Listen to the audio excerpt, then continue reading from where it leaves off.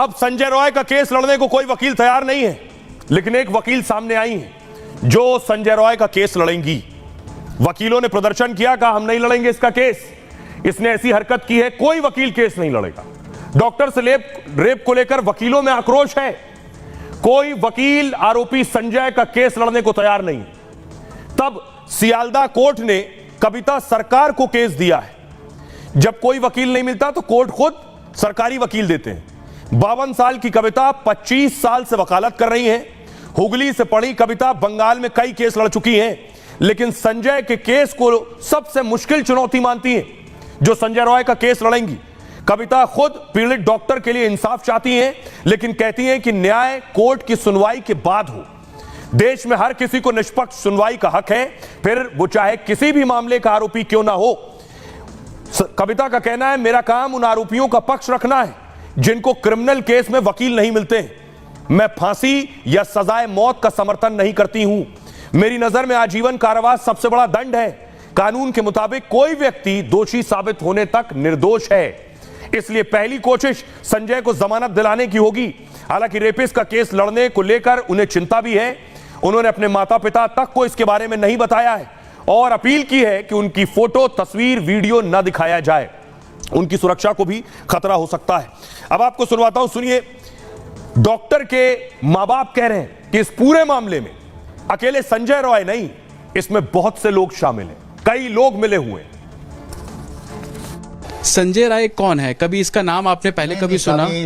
सुना, कभी उसको देखा भी नहीं, लेकिन हमको तो लगता है वो कोई क्रिमिनल है, हमको ही नहीं लगता है। लेकिन पुलिस की वर्दी पे रहता था हमेशा, ऐसा बता रहे हैं। बात है, पुलिस का बात है, प्रशासन का बात है, वो लोग देखेंगे क्या हो।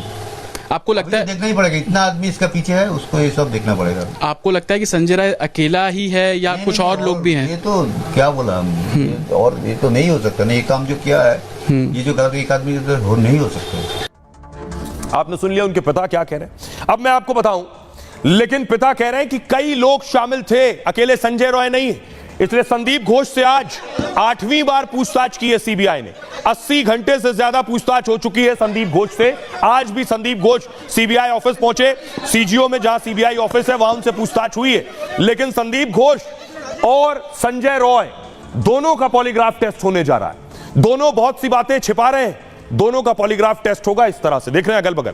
अब मैं आपको बताऊं कि सबसे पहले संजय का पॉलीग्राफ टेस्ट होगा।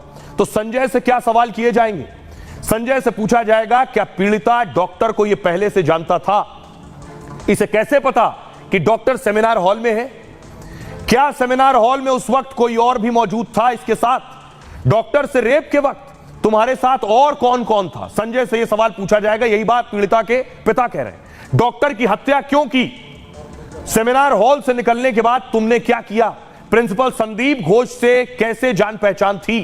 क्या कॉलेज में अंग बेचने का रैकेट चलता है? क्योंकि आरोप लग रहे हैं मानव अंग तस्करी के। एएसआई, इसका दोस्त एएसआई अनूप दत्ता ने इस मामले में क्या मदद की तुम्हारी? वारदात से पहले आखिर तुम कहां गए थे? परिवार से कैसे संबंध थे? और 4 शादियां क्यों टूटी? ये सारे सवाल पॉलीग्राफ टेस्ट में संजय से होंगे। अब संदीप घोष की बारी है, क्योंकि इनके पॉलीग्राफ टेस्ट की मंजूरी मिल चुकी है। संजय रॉय से सवाल होगा कि संदीप घोष से सवाल होगा कि संजय रॉय से कभी मिले या फोन पर बात की है? डॉक्टर से हैवानियत की बात पता चलते ही तुमने क्या किया? सेमिनार हॉल को वारदात के बाद सील क्यों नहीं कराया गया? सेमिनार हॉल के पास मरम्मत को मंजूरी आखिर क्यों दे दी? पीड़ित परिवार को क्यों कहा कि डॉक्टर ने सुसाइड कर लिया है? इतनी बड़ी वारदात पर तुरंत एफआईआर क्यों नहीं कराई गई? क्या कॉलेज से इस्तीफा देकर केस से बचने की चाल थी? क्योंकि संदीप घोष ने, बड़ा दिलचस्प है, यहां रेप और मर्डर हुआ और संदीप घोष ने इस्तीफा दे दिया। कॉलेज में सेक्स और अंग बेचने का रैकेट चलता था क्या? क्या हत्या और रेप के मामले को छिपाने का दबाव था संदीप घोष पर? ये सारे सवाल संदीप घोष से पूछे जाएंगे। अब देखिए, परिवार खुद इस बात को कह रहा है। डॉक्टर के मां बाप से रिपब्लिक ने एक्सक्लूसिव बातचीत की। मां बाप कह रहे हैं कि इस मर्डर को, इस रेप और मर्डर को, कोशिश ये थी कि खुदकुशी बताया जाए, खुदकुशी साबित कर दी जाए। उनको जब पहली बार फोन किया गया तो पिता से भी कहा गया आपकी बेटी ने सुसाइड कर लिया है। सुनिए। अच्छा, आपको पहले बोला गया कि तबीयत खराब है, पहली कॉल पे आ जाइए, फिर बोला गया सुसाइड किया है, 3 घंटे इंतजार कराया गया। तो आप जब पूछ रहे थे इन 3 घंटे में कि हुआ क्या है, तो कोई कुछ नहीं जवाब दे रहा था? कोई कुछ नहीं जवाब, कोई किसी से बात करने का जरूरत नहीं समझे हमसे, डिपार्टमेंट का कोई भी।